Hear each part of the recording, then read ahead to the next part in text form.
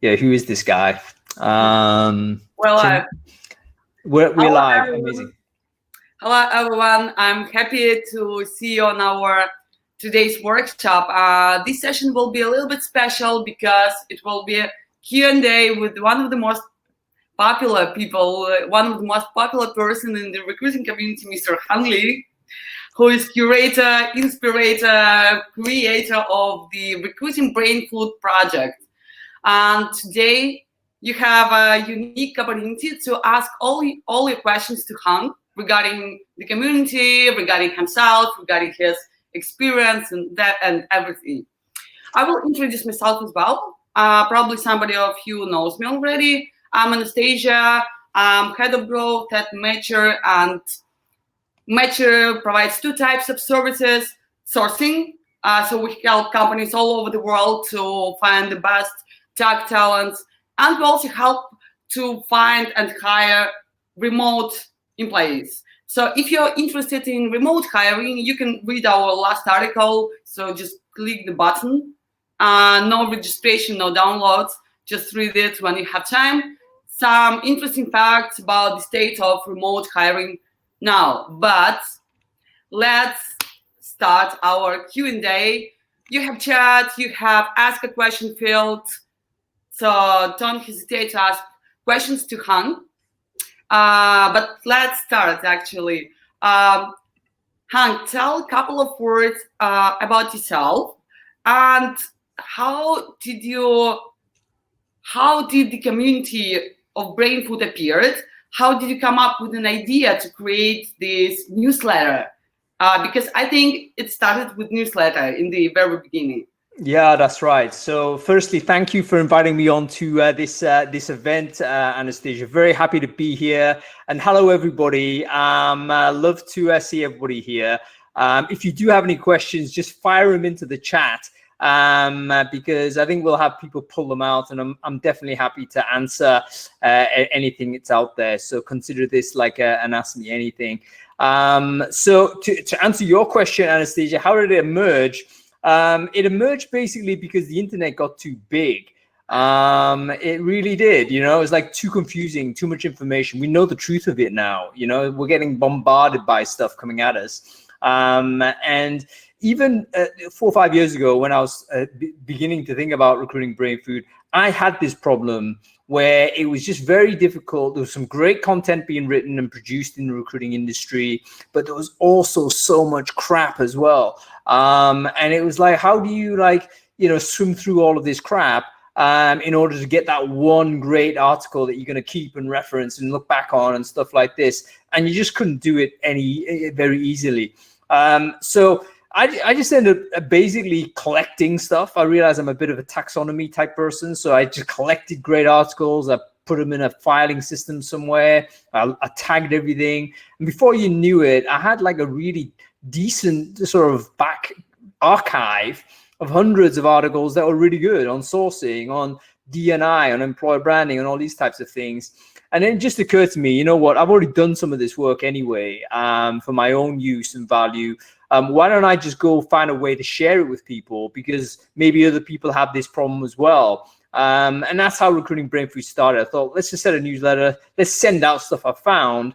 And if people read it, they read it. If they don't, they don't. I'm going to do this anyway. But it just occurred to me, if I have this problem, I'm guessing other people might also. So why not just, open it out and see whether it could support other people as well. So that was basically how Recruiting Brainfood started. Well, yeah, it's something that I actually expected. So you started to collect it for yourself, and you kind of solved your own trouble with a lot of information. But how did you manage to get so many people in the community, in your newsletter? Because now you have kind of 20,000 of people subscribed.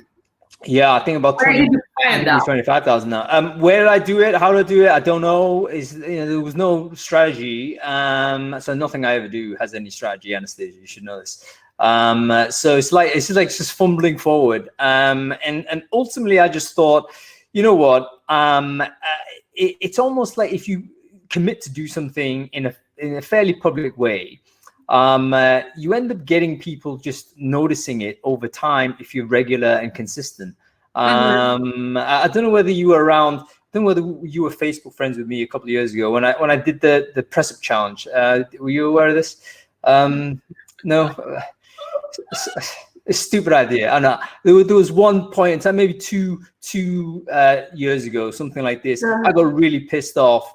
I think it was a New Year's Eve or something. I was like really annoyed, and I just thought, you know what, I need to get fit as my resolution. And I just thought, right, I want to do as many press ups as I can, as many sit ups as I can every day, and I'm just going to do it. And what I'm going to do is just post 2 numbers on a Facebook update every morning with my score. I just did that almost to kind of remind myself to keep doing it, not to tell anybody. It's just like, okay, I just got to discipline myself to do it. And then over time, people were asking, what the fuck is these numbers all about? Like 27 and 42, what does that mean? I don't know, whatever. And then you keep on doing it. And then you can see the numbers increase as you get better and stronger as you do your exercise. And then before you know it, people say, oh yeah, Hung's doing this ridiculous thing. Why? For charity? No, I was just doing it. But then after a period of time, people were like really anticipating these updates. They were like really keen to know, like, how the hell is he doing? Oh no, he's gone back to 50. You should be doing 55, all that kind of crap. So anyway, it got to the point where other people were starting to do their own press ups, and it was like this mini movement was arising of these idiots trying to do as many press ups as they could, and it was almost like became this thing. So anyway, why am I telling this story? I'm telling this story because how movements get created or how momentum starts isn't often through any design or strategy. It's literally through the starting of it. You're like rolling a rock downhill. You haven't planned the path for the rock. You haven't scientifically calculated, is it the best rock? You've just rolled it. And I think with the Recruiting Brainfood and with other crap examples that I mentioned earlier before, or any kind of initiative that you try and do, the most important thing is just the start. The most important thing, more important than strategy, more important than design, more important than anything, just start. And you'll find that there'll be a momentum simply by making that forward movement. I think you're a perfect startupper. Actually, it's the greatest advice for any startup, because just don't be afraid and be consistent and start. You will see. Then you will see what will happen. Exactly right. There's even a productivity tip I read the other day, which I thought was really cool, which is that, everyone's got these like ideas that, not ideas, but stuff that you want to do, but you think, I need 3 hours spare time to do it, or I'll do it on the weekend. Of course you don't, and it's next weekend, all those ideas. And this guy said, listen, all you got to do is start.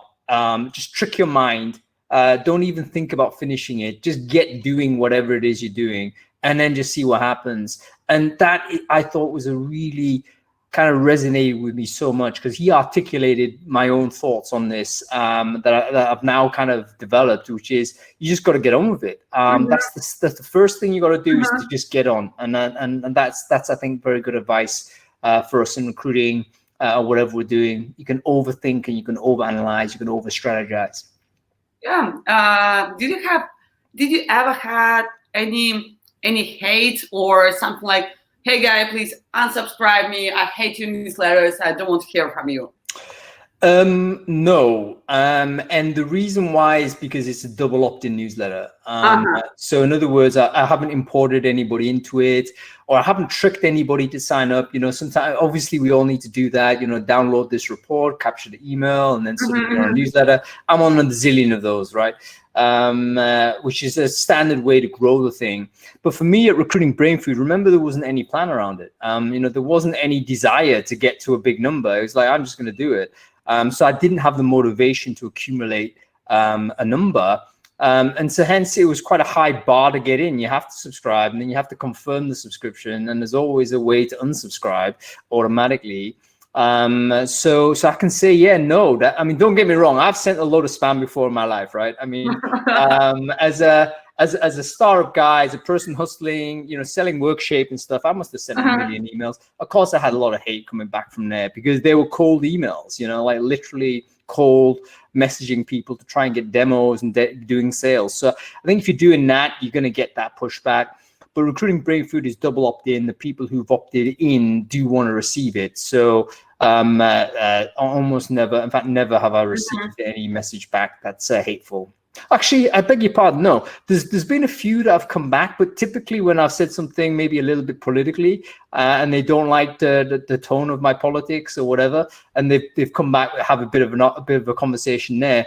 But in the standard sort of why I'm on this newsletter, the answer is no. Well, yeah, if you're an influencer, you cannot avoid the fact that somebody will disagree with you. But am I right that it's your only project now? So you don't work anywhere else. So you develop Recruiting Brain project.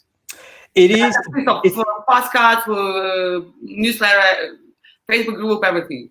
Yeah, it's a full-time job, Anastasia. I mean, right now, I mean, when it started, it was like, and it wasn't necessarily a business. It was just a thing. Obviously, it was like 4 or 5 hours a week and so on. But as you get bigger and bigger, it just basically turns into a bunch of work. I mean, if you're sending, let's say I'm sending 25,000 emails every week. What happens there is that a bunch of people actually email you back. When that happens, like you suddenly got a ton of work. I have had that experience actually. I have had that experience when 25,000 people start to answer you. They do. They come back at you, and you have to. You email them, so you have to respond. And oftentimes, they're opportunities. They're different things. Of course, now it's a community. It's like I'm building little apps around the community. I see myself very much now as like an ecosystem support type person. So, what I try to do is to support the recruitment ecosystem as best I can. And that includes everyone in it, be it recruitment agent, internal recruiter, a vendor of some type, a new service, whatever. I'm going to try and help because I think that the health of the ecosystem overall, if we keep that in good shape, then that gives everyone else a better opportunity to do well. That's great. But could you tell a little bit about your own experience in recruitment, because you started as a recruiter? Yeah, absolutely. Yeah, absolutely. I was recruiting as an agent for 10 years, So I started way back when in Web 1.0 era. So I was very attracted to technology at that time. I actually tried to be a programmer, I think, when I first got into the world of work. I thought, right, okay, I'm going to be a developer. This web development looks like interesting. And Anastasia, let me tell you, it took me like 3 days to write 1 page of HTML on Notepad. Even I can do it faster. Yeah, it was the most painful thing ever, like pain. And I managed to produce it, and it ended up being a website. And it was okay, but it was like such a painful experience. Didn't enjoy a minute of it. And I just realized, you know what? I could spend a lot of time and effort being a mediocre developer. I'd end up like ultimately just being fairly average at best, doing something I didn't like to do. And I just thought, no, I can't do that. Maybe I could do something else, which is, lots of companies seem to be growing at that time, and this job of tech recruiter emerged. I thought, okay, fine, this looks so interesting. Maybe I could work as a person who recruited these developers into these cool companies, and I'll figure it out what I really want to do. Once I've done a few of those things, I'll find out about this industry by recruiting people into them. And as you do, you end up, if you're reasonably successful at the job, you end up staying in recruiting probably longer than you anticipated. I think am I off? No. Just video disappeared. Yeah. Okay. So basically, I ended up doing it for about 10 years for various companies. Always in technology, generally in web technology as well. I can totally say I've done the job, agent and in-house and that kind of thing. So you didn't have any special recruitment education or something like that? So you just decided to do recruitment because you could think like a developer, right? No. It was more a case of I wasn't by any means trained. I think even back in those days, there wasn't even such a thing as training recruiters. It was like, here's the telephone, go and call people, and that was the amount of training you got. And yeah, it was learning on the job. But you know what? I was always fascinated by the technology side. So it ended up when, we interviewing developers, I never saw that as an opportunity just to, pre-qualify, close, and then move on. I always thought, hey, here's an opportunity to really learn something about the stuff they're building. This guy's like building something cool. I want to learn about how he's doing that. And so I think I managed to get really great education from these practitioners who are currently doing it. And that's actually a bit of advice I'd give recruiters right now. Young recruiter getting into tech, you don't know anything about tech, that's fine. Because the people you're speaking to, the candidates, they're going to tell you all about it if you know how to ask the right question. And if you show the curiosity about what's actually happening, then you'll find it's actually fascinating. So yeah, I mean, my learning, it was the other way around. I learned technology more by recruiting than anything else. That's super interesting. And you read a lot about recruiting. You send all these newsletters and articles. Do you see how recruitment field is changing within the last years? I don't know.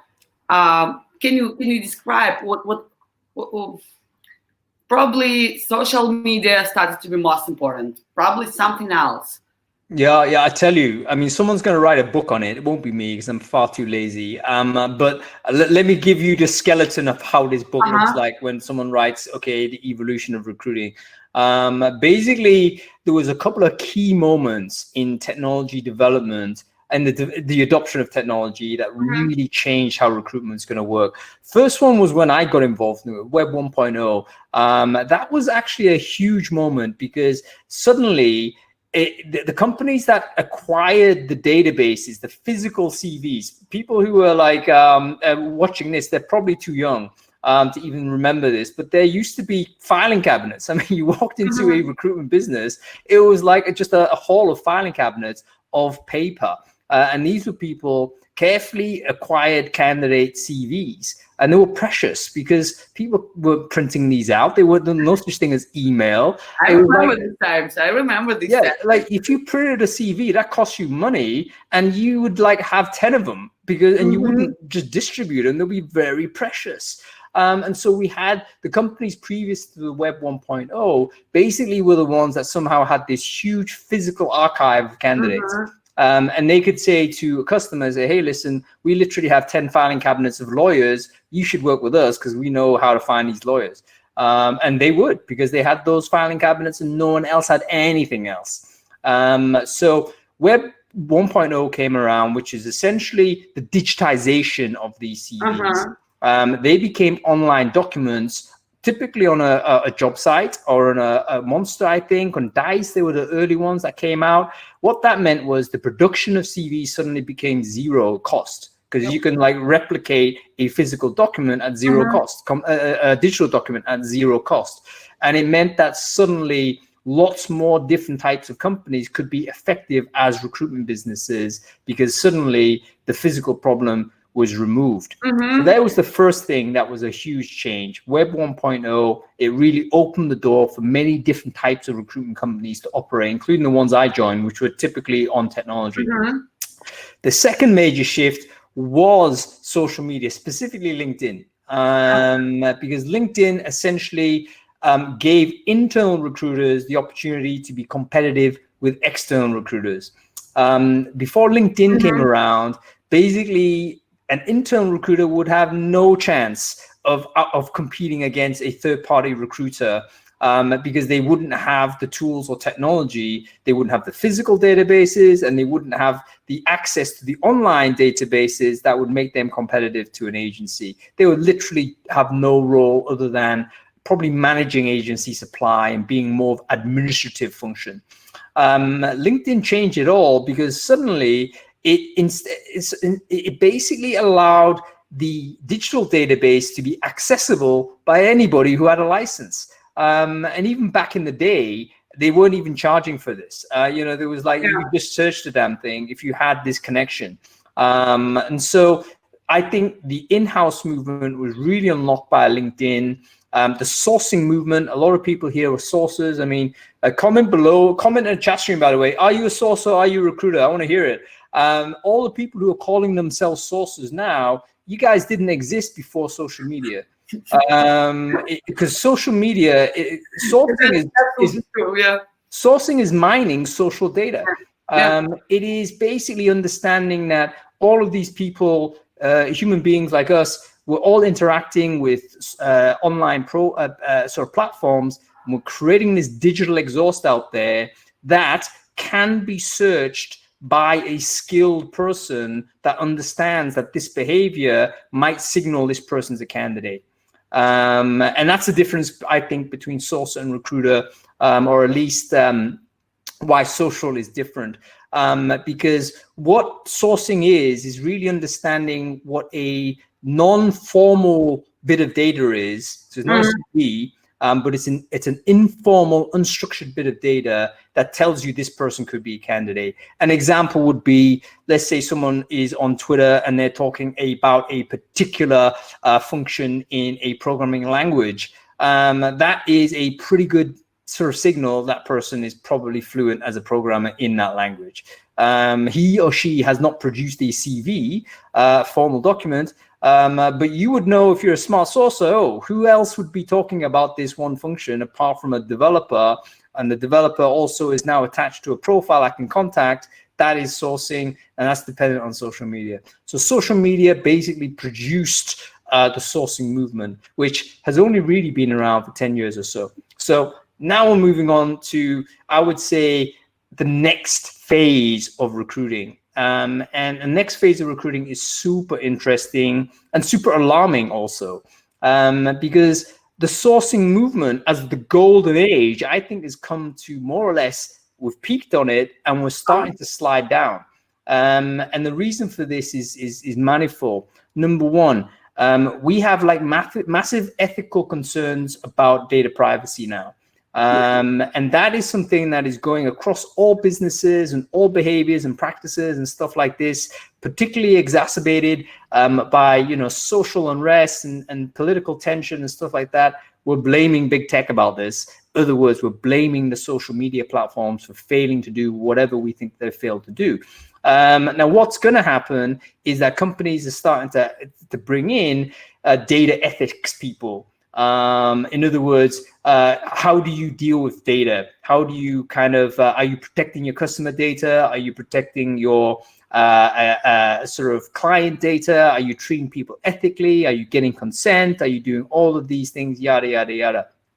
Now, imagine you're an internal recruiter and you want to hack through a bunch of databases and actually, in the Zoom room next door is your chief ethics officer who happens to be running data ethics in the same business. Pretty soon there's going to be a problem because you cannot be seen as an employee of this business practicing those behaviors. So I think there's an ethical challenge to sourcing, which will be very significant. Secondly, there's a practical problem with sourcing because we've now discovered, you know what, I've just scraped this database, that's amazing, and I've got all these candidate emails, equally amazing. What does that give you? Those emails and those contact details are not very useful if the person doesn't want to speak to you. Yep. Right?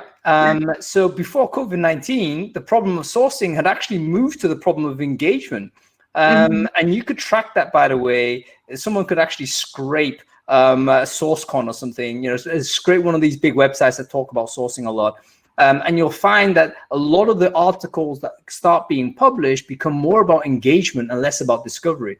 So the problem of recruiting moved from finding people to actually contacting people, because having a bunch of data of people that never going to talk to you, kind of useless. And in fact, by the way, those two trends are related. In other words, as sourcing became easier, the world got noisier for the people that we wanted to speak to. And this is where sourcing would always come to a point where it would come to an end, because essentially, by teaching people how to source, we made the world noisier for the candidate, and the candidate started disengaging. And so we created the engagement problem in many respects. You do an experiment. There's some people out there, unfortunately, are not particularly highly skilled or highly demand, right?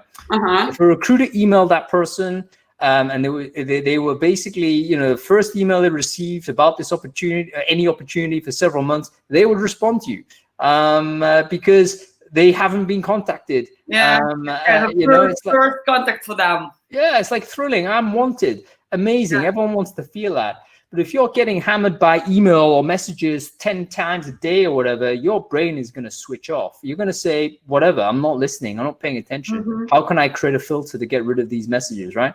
So this is all pre-COVID, by the way. So we were coming to the end of sourcing pre-COVID, I would say, in the traditional sense, because we'd moved on to engagement. How do you engage the developer? And by the way, we're talking about developers, I guess, but as a classic example of highly skilled and demand, but you can throw in scientists in there, you can throw in engineers, you can throw in all those types of people that get overwhelmed by recruitment messaging. And there was basically forked in two ways. How do we get better at doing this? And the first way was we can get technically better at sending a message. So in other words, for example, let's write better. So we had all of these email tools that helped us construct a better message. Crystal Knows will tell me exactly how to trigger a response from this person, or like grammatical stuff that will help us write better. Or we would use more social data to track the sensitivity of the person to respond. So hey, this person's just updated their LinkedIn profile. I'm guessing they're looking for work. Boom, send a message. Sentiment analysis, if you like, was another technique to improve your chances of getting response. We used high pressure. It was like, let's put them on a drip campaign. This person's not responding. You know what? Every 3 days, I'm going to hit this person with another email saying, hey, you haven't responded. And then you do that 8 times until they say, no, please go away. So that was another technique. And other techniques was like getting crazy, sort of creative, I call it, like ridiculously creative, where you would use GIFs or use video or use whatever, just like put a huge amount of effort in. Don't get me wrong. These techniques, I think they're worth doing to a certain degree, but they're all kind of indications of a community of people that don't want to talk to you. Now you need to ask the question, why do they not want to talk to you? And that's the first thing that we need to grab. And we were just about wrestling with this until COVID-19 hit. Why do they don't want to talk to you? A couple of reasons. Number one, they get overwhelmed by recruitment messaging per se. So you are just another person sending them a bunch of stuff. That's not good. The second thing is, you're a stranger to them typically. Recruiters, when they message, they typically maybe first contact, maybe the first thing, the person on the other end, the receiving end of the email doesn't know who you are, for instance. So you're a stranger as well. And thirdly, it's probably unscheduled. Like you literally, that person hasn't consented to receive this message. You've just sent them to it, right? And it's like, so think about the emotions you're creating in that receiving person. Already overwhelmed, highly stressed. Number two, a stranger's just like dropped an email in my email, which I didn't expect. Like how else is this person meant to react? Yeah, actually, it's not only about the recruitment. We can extrapolate that for many other things. For example, today I have had a call from my friend, but I was working and I didn't expect to have a talk. And I was like texting him, like, why are you calling me? Like, I'm not ready for that. You are ready? I'm not. The same with recruiters. Like, a recruiter, he's prepared or she is prepared for conversation, but the candidate not at all. And even for chatting. This is exactly right. It's basically, I have this argument with people who love the phone call. I think we've got to the point now where we agree the cold call is basically not effective. But there was a period where people were just swearing by it still. There was some stalwarts who were like, yes, you're simply not, using it the right voice, if you like. But the reality of it is, when you send something Recruiters, a couple of things that we need to bear in mind when we're messaging candidates is that we're a stranger, we've interrupted this person, and we're usually making a demand. So they're the three things that we're giving this person. That's the experience they get. A stranger that's interrupted your day, making a demand on you. How are you going to respond? You're going to say, invitation. Right, immediately. See you later. And of course, the recruiter's response to this is not to understand the psychology of the candidate. It's to simply send more messages. Right? It's like to increase the message outreach volume. It's to say, oh, my open rate is now 2%. I need to send 10,000 more emails or whatever. No, you're just creating more noise for everybody. So anyway, all of this is happening pre-COVID. COVID-19 is the fourth thing that's going to change recruitment, because it comes down and squashes everything, and it changes the world in a couple of very interesting ways. First way, it suddenly made everyone terrified about their income and their job security. So that is a big change of the game in terms of psychology, right? So bear in mind, if you're just a software engineer 2019, you're sitting pretty. You're thinking, of course, I'm going to be okay forever, and just every year I'm going to just increase my salary, etc. That was your mentality. Therefore, you had what's called abundance mindset, meaning that you were very, very comfortable that a job would just come up whenever you decided that was going to be right for you. No longer the case. So suddenly we can speak to candidates now. The second thing that's made a big difference is that candidates, even though we can speak to them, they're not moving, because you know what? They're super risk adverse. So the problem isn't engagement anymore. The problem is now conversion. Like, how do you get the person that you spoke to who's happy to have a chat with you because he or she is now feeling income insecure, but you know what? They're not quite ready to move the job that they still have because are you crazy? This is a pandemic plus recession. I ain't going anywhere. So we have this really weird problem where suddenly the engagement problems disappeared. Because tell me if I'm wrong, folks. You're the ones speaking to the software engineers. Has your engagement rate improved in 2020? I suspect it has. Correct me if I'm wrong. Let me know in the chat. But I think the engagement's gone up, but I don't think the conversions have, because candidates are justifiably concerned about all of these things, particularly back in the day when we were still relocating and doing all this type of stuff, and some companies are still demanding this. Not happening, right? So that has changed the game. We now can talk to candidates that we want to talk to, but they're not moving, which means that our relationships with these candidates needs to be extended. It's no longer a case of, oh, I'm going to speak to this person 30, 60, 90 days, he or she is placed, I'm done with this person, it's someone else's problem. No, you're starting conversations now, but you may not recruit this person for another year or so. Exactly. This is a different game for us. We have to think relationship building. We have to think not ATS. We need to think CRM. We have to not think about putting people through a funnel. A funnel, by the way, is a series of events which drive this person to a point where we can put them into a binary. It's literally yes, no. Are you taking the job or not? Right? Yes. But wait, any person, almost any person can work remotely, at least software engineers. So you don't have to wait until you can go to Amsterdam to start your work there. This is the third major impact on recruiting is the remote. Because remote is going to be, now everyone is doing remote.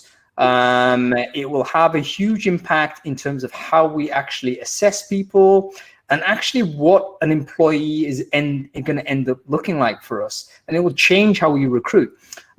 Imagine the pipeline, for instance, or the recruiting funnel that I just mentioned earlier. That was designed with the idea of the archetype of the candidate that goes through a recruiting funnel is an on-site, full-time, permanent employee. It is designed with that person in mind. So in other words, get him, of course you need to do a face-to-face interview. Of course he needs to meet the team. Of course there needs to be a manager there. Of course there needs to be all of these layers of things. Why? Now everything should be changed. It needs to change. The candidate will not tolerate going through this process. And also it makes no sense to go through this process. For instance, management is going to change. If you think about management, like what the hell is the point of a manager in a remote team? actually, we're going to find out there's no point in any management in a remote team. Yeah. A manager manages an on-site, on-premise team. There's no, let me say that again. There's no point in a remote manager. If you're a remote worker, ipso facto, if you can do it, it basically means you can operate in a self-directed way. You don't need your performance managed. Second thing that's relevant to this, everything you produce in a remote way is now digitized, therefore trackable, therefore your performance can be monitored via a dashboard now. Actually, yes. And so you can work on the agile systems, or you have a sprint, you have tasks, you have deadline, and you have make a project happen within within certain time frame. That's all. Exactly. You can see the deliverable. It's right there, yes or no. Very, very clear. No need for management. Literally, you could even automate promotion and firing people and letting people go and all the rest of it. There's no need for it.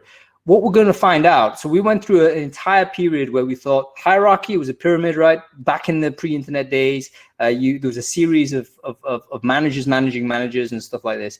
And it was all because the communication tools and the collaboration tools, we didn't have any. We needed to find a way to cascade the information down through the business and make sure that everyone's facing the same direction. And then we went through a period where, we need to flatten the hierarchy. And we need to get rid of these managers, because actually managers might have different agendas that are not entirely aligned with the company. And in fact, what's going to happen is more managers you have, more disalignment against the goals, and you get this huge bureaucracy growing up, and it ends up being an ineffective company.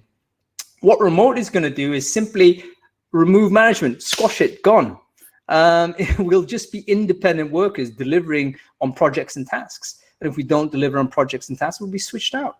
It'll be that straightforward. So what does that mean when we're recruiting?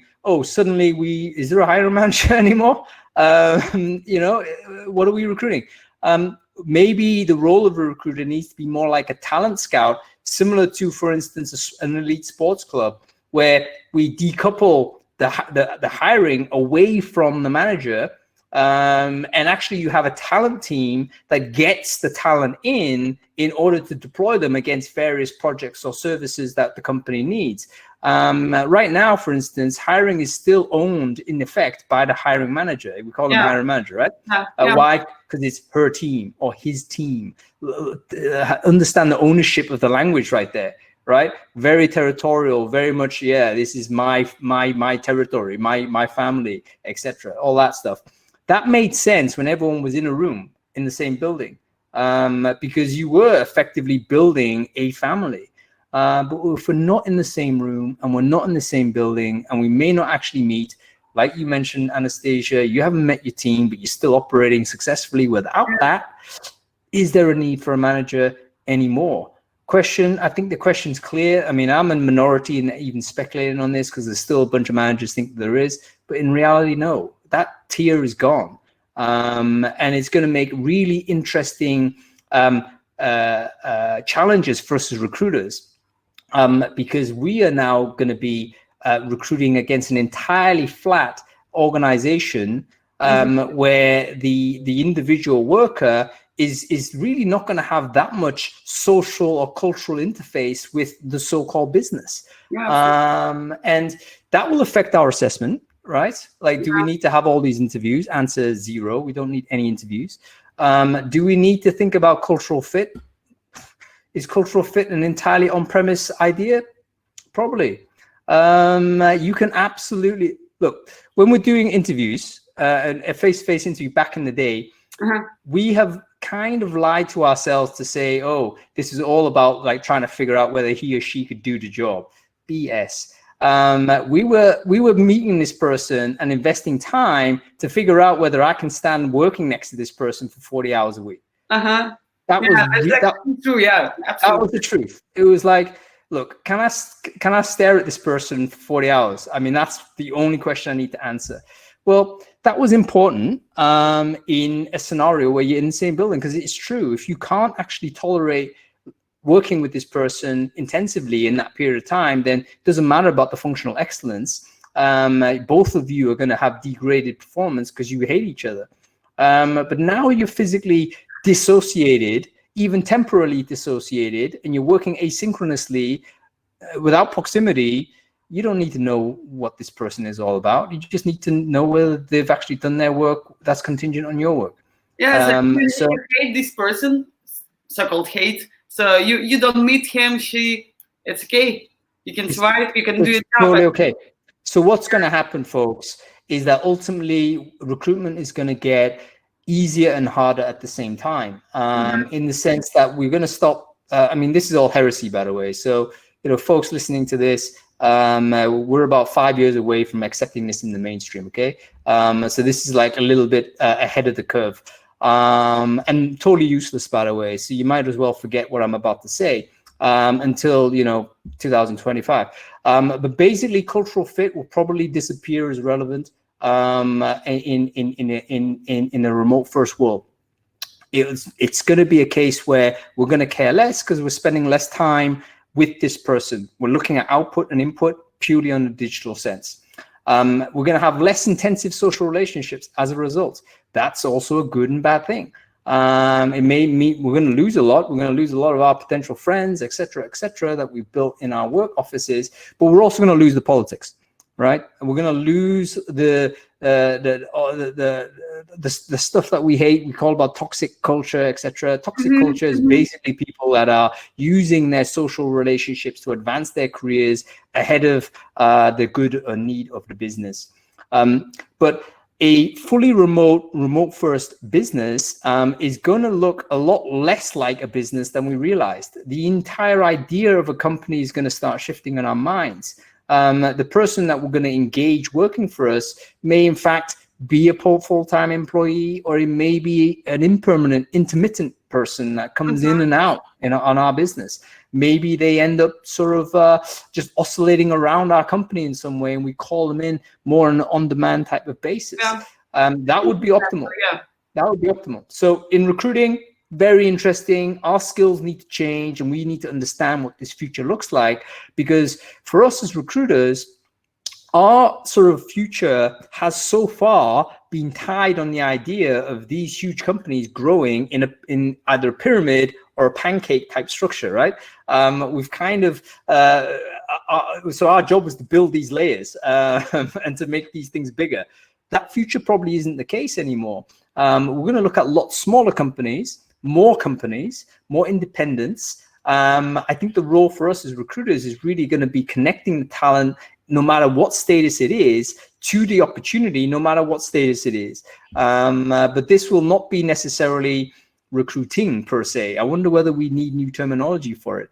It's interesting. It's kind of regulator on the marketplace. There is a market for jobs, market with candidates, and you like matching people, and everybody like there are kind of a lot of freelancers and companies who want to not to hire but to rent a candidate. That's it. Show me someone who's gone on demand that is rejected on demand. Anybody who's like gone onto Netflix or something and then decided, I don't like Netflix, I think I'm going to buy a load of DVDs.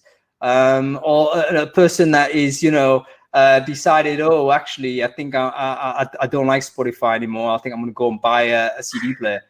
Doesn't happen. Whenever we have on demand, we realize actually it's a lot better to rent. We don't have to care about the upkeep. And unfortunately, when we look at companies, we're going to think that way for staff. You have to care for your staff. There's a lot of overhead actually to care for your staff, and necessary overhead, and rightly so. But if people are setting up a company for the first time now, I guarantee you the CEO is thinking, okay, I need to reduce that overhead for the fixed permanent employee. I need to have a lot more of this flexible on-demand stuff, because that's how you run a more efficient and safer, low-risk business.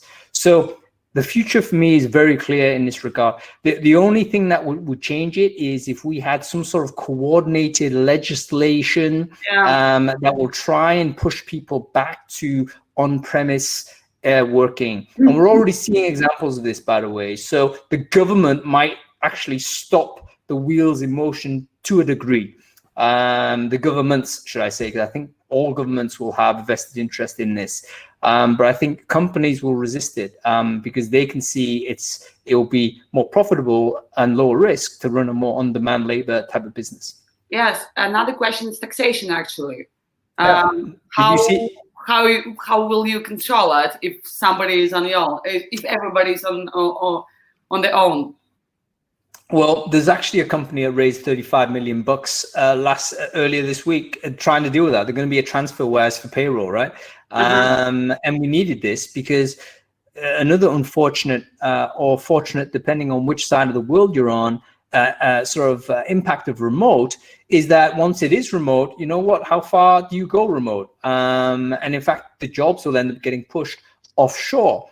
And if you want to take the helicopter view of it, you can then say, okay, this is actually justifiable wealth distribution from the rich to the poor. Yep. Because for 500 years or so, what has been happening is that the rich part of the world has been sucking up the resources, the talent, the finance from the other parts of the world, and then creating an immigration crisis because people are following the resources.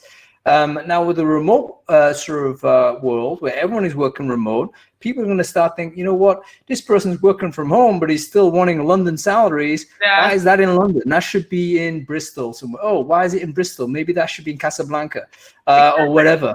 Exactly. And the job will just get pushed. Now, what will happen is that governments will resist this for sure.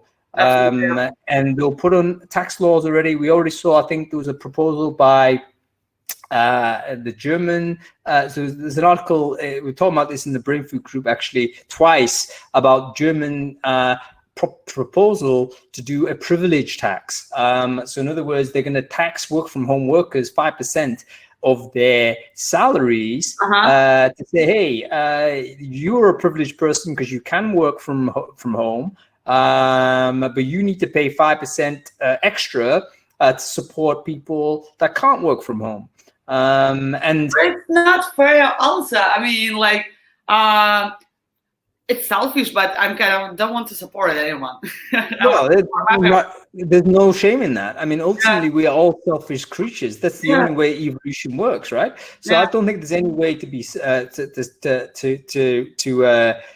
no need to defend it. However, it's an early sign of what should be what is beginning to be, in my anticipation, going to be a wave of legislation from government to force people back into offices and force companies back to being on premise.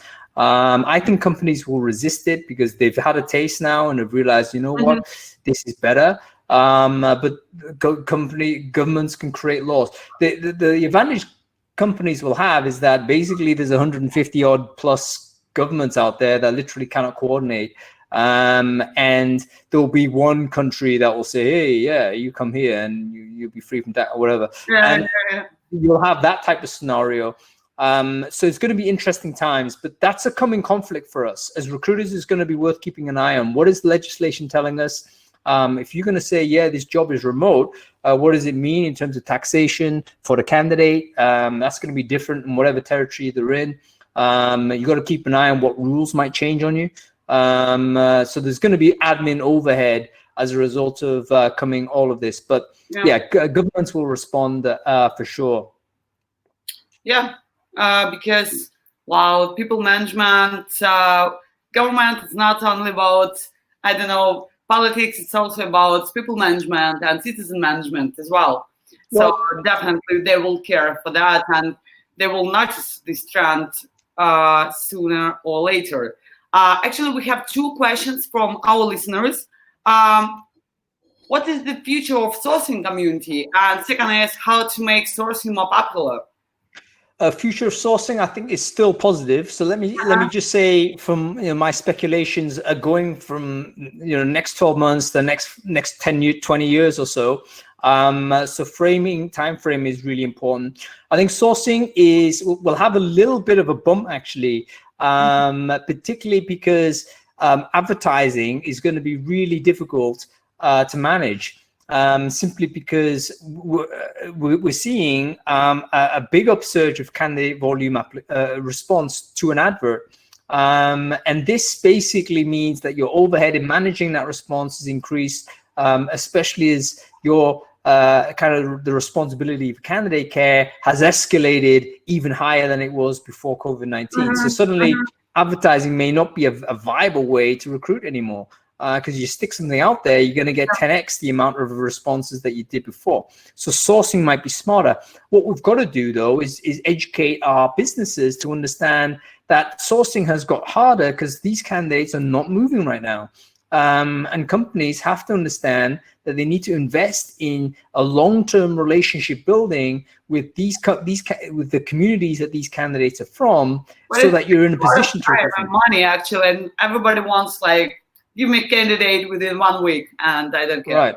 Look, you can do it if you go remote. Here's another thing that is going to push the job out, right? Yeah. So your boss is going to say, look, what are you talking about, anesthesia? I can't give you 9 months to, make friends with this developer. I need this person now. We're going to hire this guy from anywhere. And then, you put the job anywhere. And then suddenly it's in Kinshasa or something. I don't know. And boom, you've got a candidate. He's working for you remotely. But you know what? That's job flight. So we're going to see these jobs getting pushed to all of these different places where there are candidates, they want to work, they're able to work, they're very talented, very skilled, etc., all awesome. And then the government's going to come in with a big legislation guillotine, or a series of thousands of small cuts. Yeah. Exciting, crazy times. But yeah, that's basically what's going to happen. Yeah. Okay. And how to make it more popular, or if it makes any sense to make sourcing more popular, because, well, sourcers are care for their jobs, I think.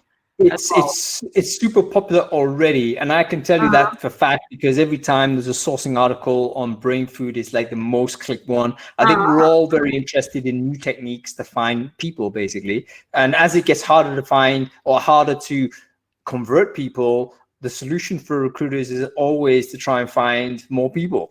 So I think that the popularity of sourcing is not going to go away. I would say, though, that it's very important for sources not to put all of their eggs in one basket, particularly in the direction of travel. So, for instance, if you, I would say it would be smart to think about other ways in which you could interact and provide value to your employer, aside from having cool sourcing hack techniques. Not just finding, not just scraping. No, I mean, you need to have technical skill. I think developing technical skills would be great, by the way, because you can apply those things to other areas that would be useful. For instance, are you able to convert some of the technical skills to more analytics type work? For example, can you use it to automate? Probably, if you're a person that's familiar with looking at code and hacking around with it, probably you've got a chance to be very good at as a recruitment process automator. But yeah, those things are worth exploring. It's not just about let's hack this system to extract candidate data, because like transform and prepare it for further reports or further usage. Further usage, or use technical skills and redeploy them elsewhere. Get better at improve the recruiting function of your business. You can do that with a lot of automation. And it's kind of like, okay, why am I automating my job away? Conundrum is a bit of a dilemma for us. But I would say that this is coming anyway, and we'd better just own it.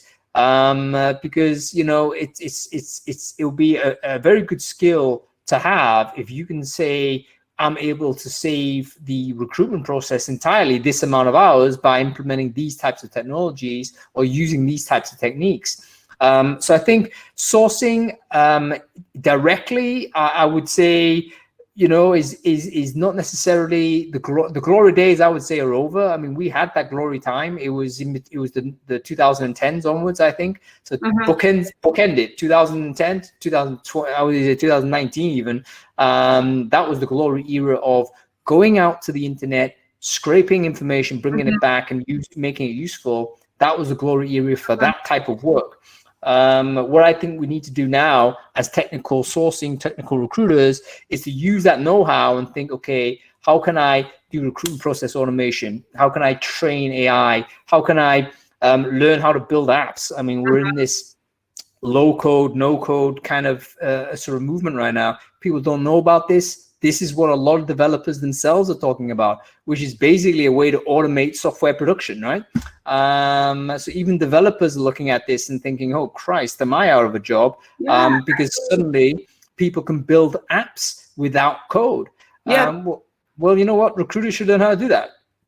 Actually, no-code solutions, they get a lot of investment nowadays. Like one of the biggest investment trends in our current world to create no-code solutions. So you don't have to code, but you can automate things in a way that you want, in a way that you need.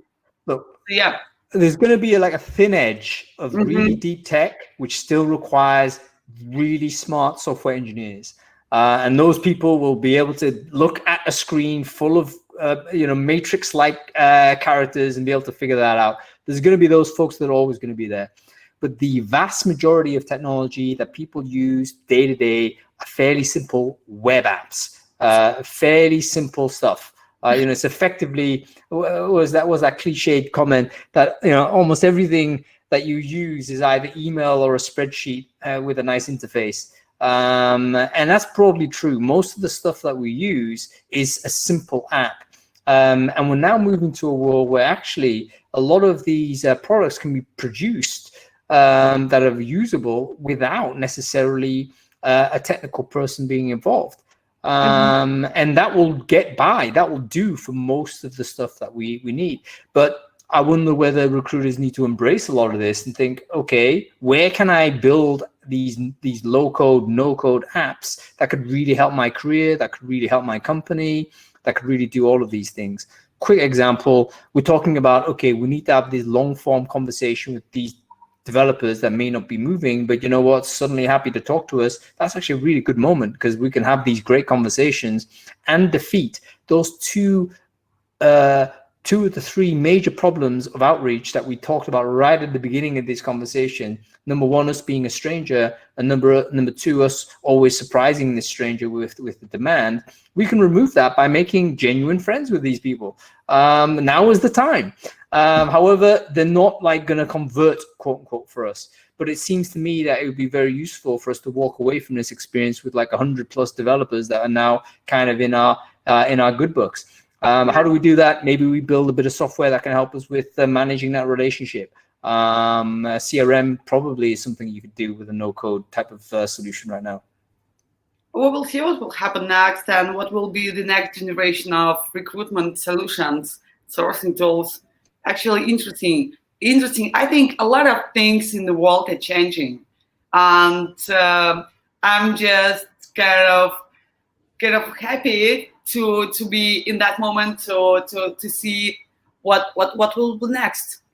It's not scary. Actually, it's not scary. It's just super interesting, I think.